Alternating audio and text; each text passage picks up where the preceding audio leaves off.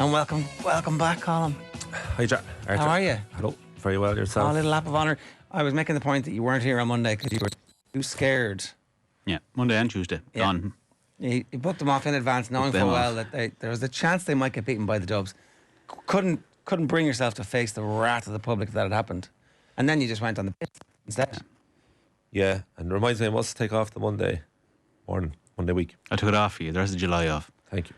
After the 19th, yeah, you're gone. You're free, man. Good. Yeah. It's important to have some breathing space, you know. It's a progress. Yeah. It's important to mark these things in life, you know. All right, I'm going to switch to this other mic in the hope that that one works. Yeah, we've done that there. There's nobody in the studio today, so it's just us. We'll be grand.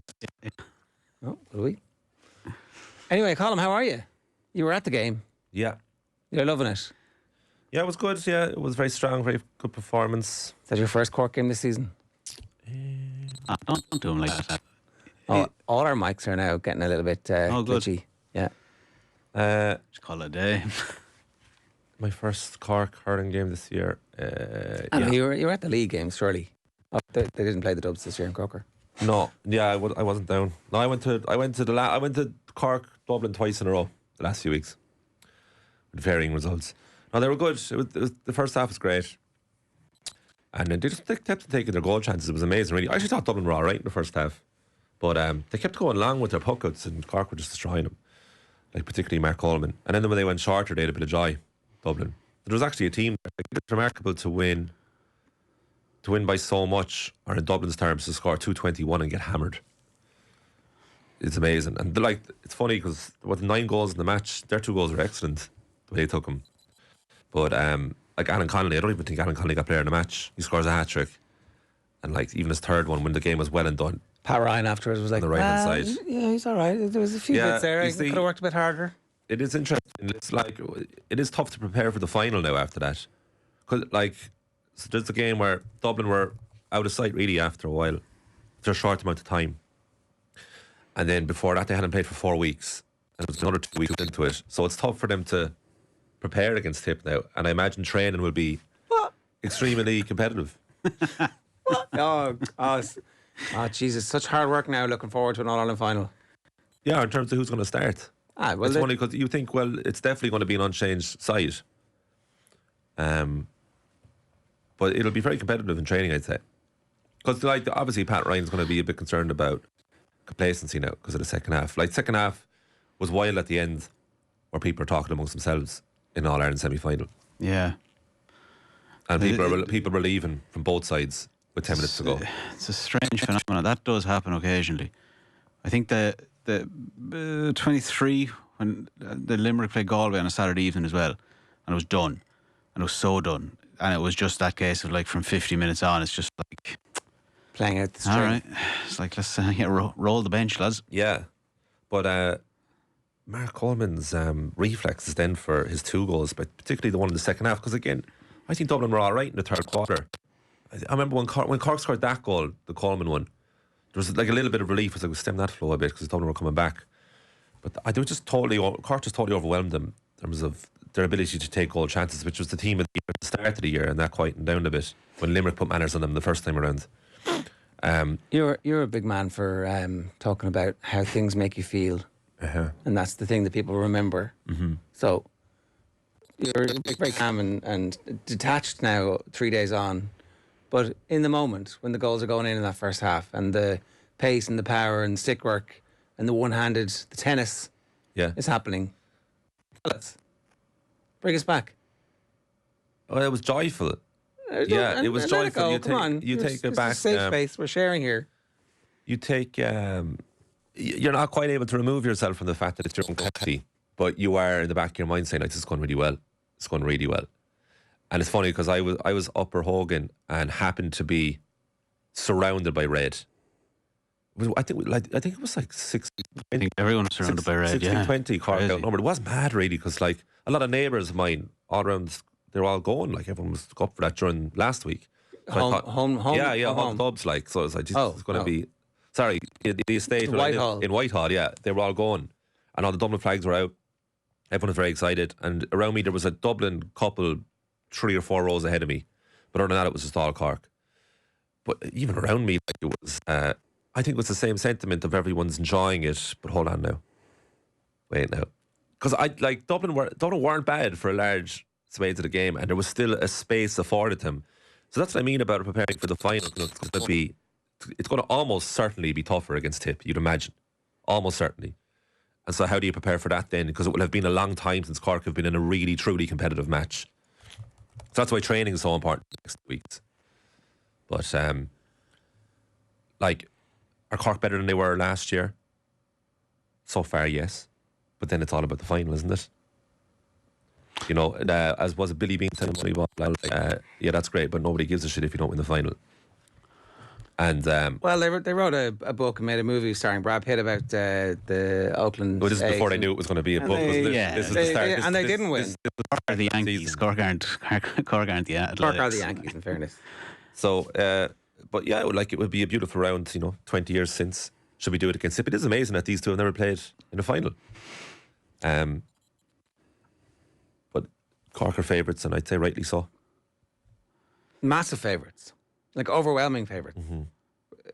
I'm actually surprised that it's not more of a 50-50. I guess people, the bookmakers and the public, don't rate this Tipperary side as equals with the Cork yet. And I guess, they've been forming this team over 12 months, and the hammering they took in the league final and the hammering they took after McCarthy got sent off in the first minute. But other than that, they haven't been hammered by anybody. Other than that, they've been competitive in all the games. I know there's you can frame everything. Who've Cork beaten? Well, everybody, except Limerick when they got beaten by 16 points. But with Nicky English talking about it yesterday, there's definitely a case where you frame, again, I know we were talking about this yesterday, but it's such a short burst. But when you go through it bit by bit, where you're crazy draw against Clare the first day. Mad scenario to be let whatever 12 lead slip. Hammered by Limerick. Again, beat Tipp in weird circumstances. Waterford game, they're comfortably better than Waterford, no problem there. And then the kind of Munster finals they win on penalties, so it's a strange kind of thing again. It's that's a signature performance there on Saturday, but then we'd have no idea really how good Dublin are. Dublin are still the third team in Leinster who got hammered by Galway and again kind of came back against Kilkenny, but we're at one point going for an absolute clipping against Kilkenny, so it's very hard to know. I don't that's the numbers on the odds.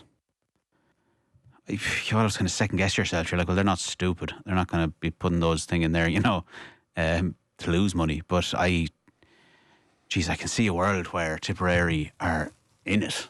I don't think it's good. And that would suggest those kind of odds, 3 to 4 to 1 on for Cork would suggest. They've tightened overnight. They're now 5 to 2 on. Okay. They were touching 3 to 1 yesterday, 2.5 to 1. So obviously the bookmaker's getting a bit spooked by the. I look. Must be very exciting, right?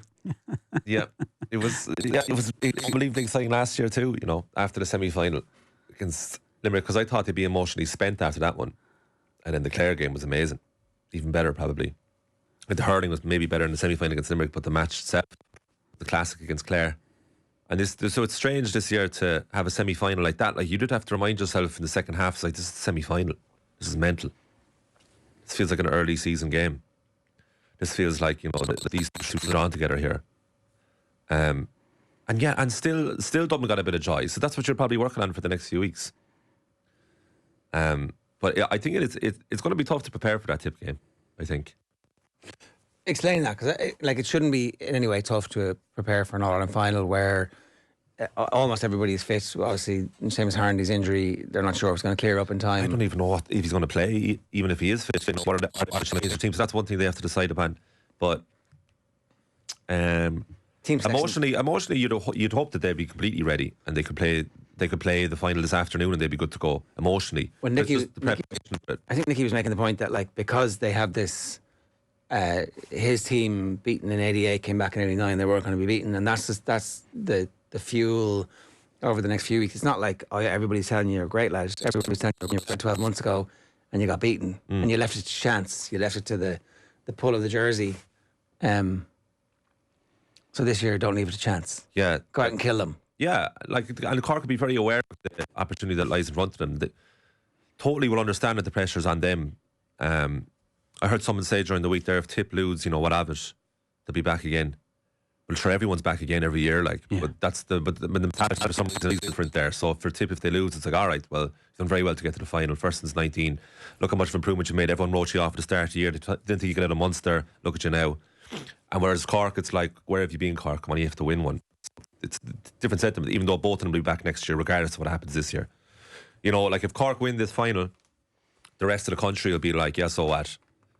They have to understand that, and then they have to come back next year and be like, okay, let's prove it again. So if you worry too much about what the rest of the country thinks from Cork perspective, you won't go into this final feeling very good about yourself. So I'd say it's very insular at the moment. It's very in-house. Cork, but just win it for ourselves here. Have to prove it to anybody else. Yeah. This is a Cork thing, because no matter what, the rest of the country doesn't want to know. So this is a Cork thing. In terms of the preparation, what I mean by that is, the Munster final will have been on for a long time ago, and I thought it was competitive enough. I actually thought the first half overall was competitive, that Cork were better and was Cork going to win this game. But Dublin aren't going away yet, and they didn't go away for a while into the second half. It was about an hour ago it was over, so they got an hour of a game, and that's what you'd be looking at like that. So that'll be in 6 weeks they got an hour of a game. So that's the only concern. So if Tipp show up on Sunday week, Limerick, then you're like, oh shit, we have to go back here to the muscle memory of the Limerick games. Yeah, but Limerick and Kilkenny won their All-Irelands largely through the front door with largely a similar time frame, and many times produced their best performances when it was needed for a 15, 20, 25 minute, half an hour spell in an All-Ireland final. Yeah, I wonder what that best performance will look like against Tipp after that performance in the semi-final. Similar to the Tipp performance in the league final, and similar to the Tipp performance in the first half in Páirc Uí Chaoimh in the round robin. A few early goals, kill them off, keep them at arm's length, Tipp rally a bit, and everybody pats them on the arse and says, oh, go man, you'll be back next year, and away we go. A 9-point win for Cork is what you're saying. But they could potentially do that for sure. I was just looking at the goal scores there. There was a hat-trick and 2 braces. So Shane Barton scored all in this game. Isn't that mad? But there are so many options. So for Tipp, for anyone playing against Cork, it's who do you keep an eye on the most? And it was, Pat Horgan was good at the weekend, for example. He was getting some nice points, but he wasn't the story. He was like 3rd or 4th down the priority list of the troublemakers from Dublin's perspective to worry about. So it's all the options that Cork have too. Could very well overwhelm Tipp. But I'd say it'll be a really competitive final. Yeah, I increasingly think so too. I do think they'll. I do I think it's chalk and cheese comparing Tipperary and Dublin. Whatever of their relative merits in terms of okay, if you went through it man for man, you're probably it's not like it's a bad Dublin team or anything, but just on the occasion, in that all those little bits and pieces that factor into it, the fact Tipperary have a good spread of All Ireland winners in there. It's a team that knows how to win All Ireland compared to a Cork team that doesn't. Who knows if that makes any difference? Everyone has to win their first one at some point. So I'm not saying that'll be a deciding factor, but I don't think I just think Tipperary and Dublin, you can't compare them in terms of how every element, all the different institutional memory and everything else that goes into it. There's no way obviously the nature of, there's no way it's a 60-20,000 split inside Croke Park with Tipp involved. That kind of just. That doesn't mean I still think probably Cork will win. I'd be surprised they didn't, but I think Cork will outnumber the Tipp fans. Well, I just mean in terms of all the kind of, you have your set amount and you have all the corporate ones then as well. It's the semi-finals increasingly are far better crowd things than the final, unless it kicks off last year and it's something outrageous happening. But in general, there's far more supporters at it. I enjoy a semi-final more than a final. Yeah, no, it's great. It's a great day. I love semi-final. I don't know why, but I love the reward on offer. Yeah. There's almost a sadness to a final because it's all over after this. But it's just something to look forward to. But it was just crazy for the last 10 minutes of that game. You were there's still parts where you're kind of worried about what if they score a goal here now, score a goal there. But essentially you're thinking about, geez, who would you rather prefer now? Kilkenny or Tipp? It's just a mad feeling to have that in the semi-final. Niall Calican was they took a risk and it didn't pay off, their approach against Cork. But they were repeatedly trying the same thing in the first half, and Cork were having so much joy with it. So Tipp aren't going to do that. So when Dublin switched it up and went shorter, they got way more of it. They were racking up the points. And Tipp are so much further along the line. So that's your fear. Your fear is that it's not complacency that's going to seep in. It's that there's a match that Tipperary can provide that'll be totally alien to what Cork have seen. I was worried that there would be complacency in the semi-final, and there wasn't from the start. So Ryan's definitely gone into these lads here to remember what's on stake here. So I wouldn't worry about that, no. My worry is the lack of top-level sharpness. That would be it. That Tipp might surprise them and then realise, geez, we're in a serious game here. Because obviously they're not going into it, but then in reality you play itself. That's what's at stake. Well, yeah, Cork should win. Let's be having you 0879 180 is the WhatsApp number. You can get us youtube.com/off the ball. To the other team in red that you support, have you seen this? I'm just going to read this out here. Jamie Vardy heads a trio of free agent strikers who've been offered to Manchester United. Vardy on United radar. How happy would you be to see Jamie Vardy? Sorry, read that again. Fetch up. Read that. Jamie Vardy on United's radar is the headline. Sorry, can you read that again? No, I refuse to. How happy would you be to see Jamie Vardy fetch we're up? at it there just for the lads, Omar and everything else. I'm offering Colm up as well. He can play. He'll play up top. He'll do the job. Would you? Because that's about as much information as you're given there. Would you like this? Jamie Vardy? Yeah. I actually called it a few weeks ago. No, you said Arsenal. Oh, I think I said United too. Did you? I would say a top team would that definitely. So he'd be delighted. You'd love to see him. You're disgusted by this. The very notion. But it's not. It's just what you're saying is just like he's been offered to Man United grand. Well, that doesn't mean anything. I've just offered him. Callum Wilson and Dominic Calvert-Lewin are also in the mix. They make a bit more sense. So if Vardy was to sign, you'd be surprised. I'd be surprised. Not happy. But I'd go. In that pecking order there, I'd probably have Callum Wilson 1. Probably have Vardy ahead of Calvert-Lewin. Just because he won't get injured. He's very old at this stage. Right. Here is the football pod talking about a key matchup within the Meath and Donegal semi-final this weekend. We've got to shut him out of the game, no matter where he goes. Meath have a fair job to do on Michael Murphy. And Sean Rafferty, their number 3, who's caught the eye throughout this year, is going to end up marking him. I don't know whether it'll be a different story if Murphy drifts out, but that's going to be a key matchup this week. If Murphy takes Rafferty out the field, how comfortable will Rafferty be? Because he has been absolutely awesome in the full back line. Murphy's so smart and so experienced that he'll know if one avenue isn't the right one, and he'll poke Rafferty a different way, or he'll suss him out somewhere else. Like, Rafferty will be tested here. There's no doubt about it. Like, Murphy is one of the best in the business. So cute and smart. He needs to be nailed down because he is the inspirational leader. There's no doubt about that. If you get on top of Murphy, even a turnover or two, maybe force him into a few mistakes, the Meath crowd will love it. The Meath players will love it. It does galvanise you if you force them into a few mistakes. So that matchup is absolutely key. How fluid the game is, and players are transitioning between positions and things like that. But there are certain players for certain teams. You said it there. If Rafferty picks him up and then Murphy drifts out, which we know he will, and Rafferty goes, well, I'm not going to go out there with him. Murphy gets lost in the ether of the game. And he's too smart and too crafty. Donegal will find him. And he gets in the pockets. And all of a sudden, he's not out the pitch. He's not inside. Who's picking him up? He's too influential for me to let off the hook. There are certain players in the game that you have to latch onto no matter where they go. Old school, like absolute. If he goes into the Jacks, I'm going in there with him. Meath need to have a plan for that. And I'm sure Robbie Brennan will have a plan for that. Yeah, we'll talk a bit more about those semi-finals a little bit later on. Hopefully we have addressed some of the sound issues. Thanks very much for all of you in our comments alerting us to the fact that the sound wasn't great. We have our top people on it.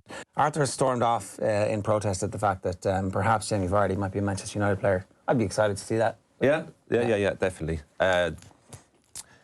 He'll get you 10 to 15 goals in the Premier League season off the bench, and he's free. No, sound is still not fixed. He is free. He was being offered some Rangers. That was the other one. It's like Rangers refused to rule out when Jamie Vardy's coming. I was like, all right. I mean, that makes a lot of sense. Semi-retirement there, head off to Saudi when you're 40, do a couple of years in America to 45, keep going, you know? Yeah, he keeps himself in very good shape. Vardy does. The Red Bull before every game. Red Bull is plural. There's not a pip on him. He still has his pace. He's an unusual and extraordinary 38-year-old, dare I say. Well, there's increasingly more of them. You know what annoys me? I just glanced down at the comments here, which is the first problem we make here on the show sometimes, right? And then all I see here is Cork battled in various years. But there's an increasing culture in sport that if you lose, you battle it. You can't just lose a game. If you lose, you are battlers. And this all started last week with this nonsense about last year's final against Clare. There was no battle on show from either side. Someone had to win the game. No, absolutely. Everybody had battle. Exactly. Well, I mean, they both played really well. It took like an absolute genius that's what I'm performance saying, right? And so what other finals are people referring to when it comes to Cork? 2021, when they were one of many counties at that point getting hammered by Limerick in the finals of an All-Ireland. And what else are we talking about? 2013, the replay against Clare. Should have won that first game, for sure. But battled, what's the point? Do you think... Do you not get that, though? That it is this increasing culture of you can't just lose a game.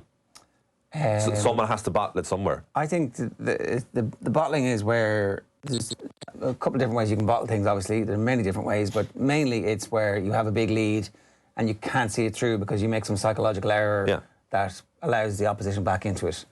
I wouldn't say that was... Like, they did have a lead against Clare, but Tony Kelly went off, and what are you going to do? I think not showing up is kind of bottling it, and I think that they didn't show up that year against Limerick. So there's a world. I don't think they were good enough to beat Limerick in 2021. Well, they didn't. You know what I mean? Could have tried. You know. I think they did, but they got more. That was absolute peak Limerick, and for some the greatest of all time, and they ratcheted up 40 odd points. So Limerick did to Cork what Cork did to Dublin, essentially. Not as dramatic on the scoreline, but essentially in terms of performance. 4 years down the line, it's a different story. Cork have evolved a bit, and Limerick aren't as good as they were. So it's slightly different there. But, what is it to battle? 087 180 180 or hit us up on YouTube. How do you battle a match? Did Roger Federer battle the Wimbledon final in 2019 when he had 2 championship points against Novak Djokovic? Djokovic ultimately won the match. He had 2 championship points, and he never won a Grand Slam again, Roger Federer. Maybe. Is that battle? Maybe. I mean, I'd have to go back and watch the nuances. He had it on his racket too. He was serving. He was serving from those points. Well, so on the balance of probability, he's going to win, but then he doesn't do it. So therefore, potentially battled it. I just think it's too easy. I think loads of golfers miss a 3-foot putt, and they will tell you afterwards when they've retired. Yeah, I battled that. Did Roy McIlroy both battle and do the job in the Masters? Yes, multiple occasions, on the same hole sometimes. Yeah, standing over the same ball, like he absolutely when he chips into the water. So the definition of battle in sports, battled, to have the key difference there. If you battle something. So we're just back on the desk, Mike. Sorry about that. Yeah. So nothing's working. If you battled something in sport, you should have won it and you didn't. That's the headline. The subtext is you were in control and you lost control. That's it. Yeah. And Cork ever in control against Limerick in 2021? No. You lost control. Well, but they didn't show up at all. They didn't. They never. I think. I think that, like I said, did Manchester City battle the FA Cup final against Crystal Palace? I mean, they are the better team. Their form this year was so patchy. Every favourite to lose a match battle it if they don't. Like in some ways, so that's too much battle. You gotta be more discriminatory towards what exactly constitutes a team that battles something, or a player, or an athlete, or at the Olympics. I realise it doesn't look great. Sonia O'Sullivan didn't battle Sydney 2000 when she won a silver, did she? Well, I mean, we have our doubts about that also. But she did. She seems to have bottled it in '96. Well, that's interesting because she runs off in tears and says, "I don't know, there's something wrong." So I don't know. I mean, if you're self-aware immediately, that negates battling it. No, it doesn't. That's you just bottled that.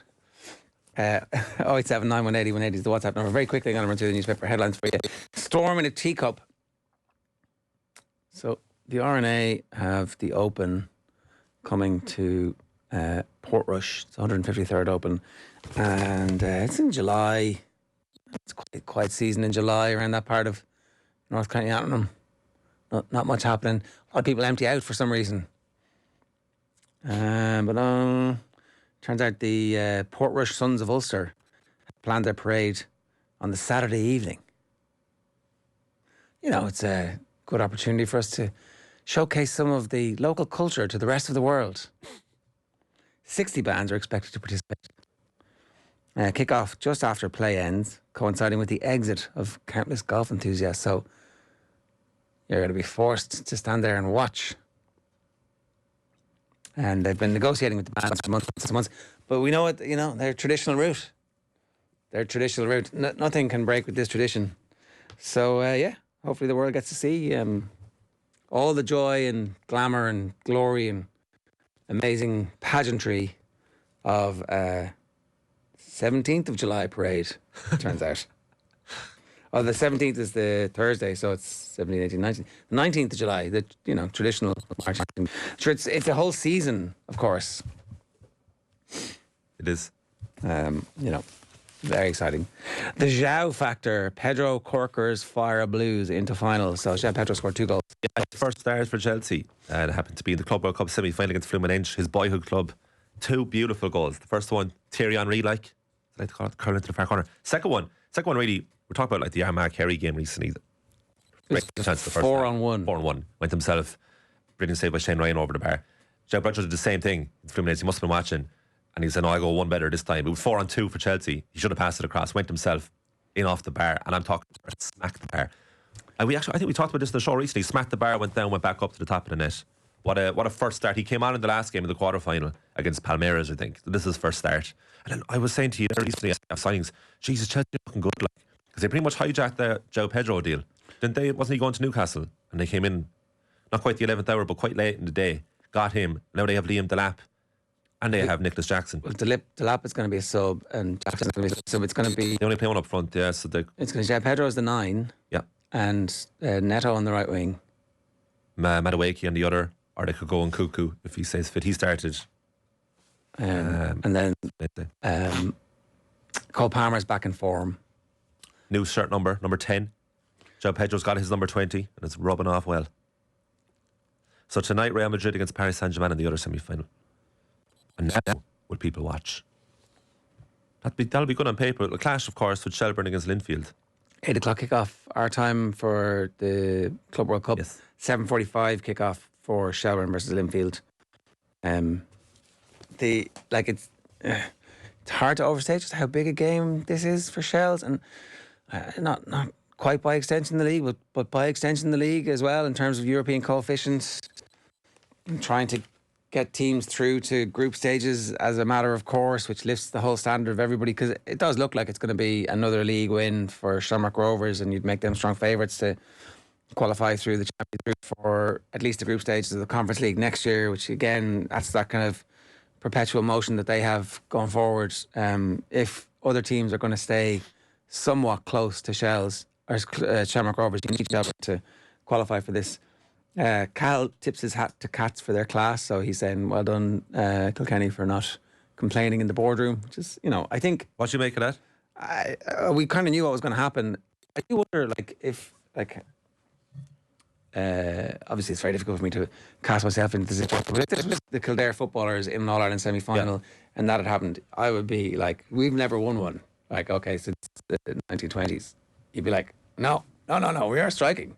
We are marching our traditional route all the way to Croke Park, and we're going to set bonfires, and we're torch the place, vaporise it. What? Did you catch it? Did you catch it? No, of course not. No. Did anyone out there catch it live? Did I realise that there was a mistake made at the time? Arthur says he did, yeah. I heard Richie Hogan on with Owen last night, and he said all the way from Vietnam he could spot it. Right. I watched it, and I went audibly myself on the couch. I went, they've given that. Because the umpire they were doing two different things.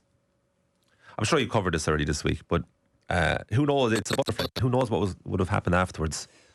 I when I saw the action for a replay, my first thought was I'd be livid if I was Tipp. Oh, of course. Livid. Because it's not their mistake. Yeah. And also it was like, come on. Anyway. There's an official whose job it is to communicate the score to everybody. So it appears as if simultaneously 3 separate score takers made the mistake, that the scoreboard operator, RTE and BBC all made the same mistake, but the person whose job it is to communicate that to everybody is the 4th official, and nobody seems to have checked with them, or they made the mistake as well and didn't realise the mistake until afterwards, and the referee was like, no, that's not my score. So we haven't quite had that all explained to us just yet. I think essentially, so if it looks like they got carried away with a brilliant All-Ireland semi-final and forgot to look at the detail. It is mad that such a big game can be so critically influenced. You're saying it's a butterfly effect. We do know that teams go for goals when they need to chase a goal. We do know that teams will take points. Well, did it occur to you that Kilkenny were going for goal slightly prematurely? I did, irrespective of the fact that they thought that. I thought that more so than the missed point. I thought, Jesus, this is mad. There's 4 minutes to go here. Yeah, just tap it over. Yeah. And like they had... I think Massey Keown had an opportunity to tap one over easily. He went low. We did see that they had... they had the propensity to score a lot of points, you know? Yeah. I don't think Kilkenny are so far away. A few of their players underperformed in the day. If Adrian Mullen hits his usual 5 or 6 points from play, you're like, well, they win the game. And I was like, oh, Tipperary have had a good season, you know? So it's one of those things you just have to accept it because the replay is out of the question. A replay is out of the question now. You needed to, the momentum for a replay needed to happen instantaneously, because otherwise the dust settles and everybody calms down and like, you have to take your beating, because that's just the culture. I guess it helps Cork, does it? I don't know, maybe it doesn't matter. Does it? So bad it's scary. Players blasted Hawkeye after another line call farce. And can anyone stop Alcaraz? I think probably it's all coming up Alcaraz, right? After his after surviving the scare when he dropped 2 sets in the first round. Sinner cancelled a practice session yesterday. Yeah. He's got an elbow problem. So he got an MRI on his elbow injury in a match that was dominated by Grigor Dimitrov, of course, retiring injured, tore his pec muscle. He's had to retire injured in a number of Grand Slam matches recently. There's some sort of succession to it, actually. So it's bizarre what's happening, but I don't ever remember at a Grand Slam or Wimbledon, particularly, 2 sets to love up and retired injured. Usually people retire injured when they're losing. I've never seen that. 2-2 in the third set after winning the first 2 sets, and Sinner took it as well as you could, really. I didn't notice he went over and listened into the physio as the physio was asking. Yeah, but apparently they're very good friends, so maybe he was allowed. He did, in fairness to him, look like he had genuine concern. He did, yeah, and he couldn't claim it as a victory or anything like that, but he's progressed. The only thing I could think of, 2022, Rafa Nadal didn't play the semi-final, and Nick Kyrgios went straight into the final because Nadal went too far against Taylor Fritz. Won the 5th set, but at the biggest expense, which was he broke his body and couldn't play in the semi-final. But I've never seen it in a match for at the end of his career, really. Essentially, yeah, because he had won the Australian Open and the French Open that year, and was into the semi-final of Wimbledon. Won anything again? I think that was it for him. Yeah, I think so. Top of my head, 2023, I think Djokovic won the French Open, so I don't think he won anything ever again. But yeah, looking very good for Alcaraz, because you have Sinner, who's seemingly injured. Djokovic, for the first time ever at Wimbledon, lost the first set either 6-love or 6-1 the other day against Alex de Minaur. And then couldn't handle the wind. Then ramped home. So it's no big deal that Djokovic loses the first set of a Wimbledon match. Happens a lot.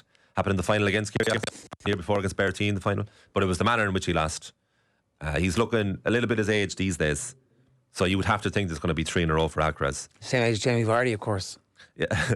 And Arina Sabalenka, she was 4-3 and 40-30 down in the final set yesterday against Laura Sigmund, but she came back and won. Laura Sigmund outside the top 100. 104 in the world, yeah. She looked very good. She is good. She's a really annoying player to play against. She's not consistent. She slices all the shots back to you in grass, which is a nightmare to deal with.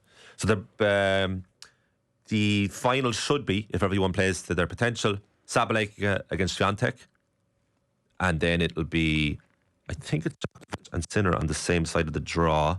Let me check. So Djokovic straight through to the final. So No, Alcaraz should be through without too much problems, and it would be either Sinner or Djokovic. Okay. Well, so Djokovic Djokovic is on Sinner's side. Sinner's going to pull out, so Djokovic. Well, yeah, I don't know. Yeah, it's really interesting. I mean, that could have just been, precautionary, not to train.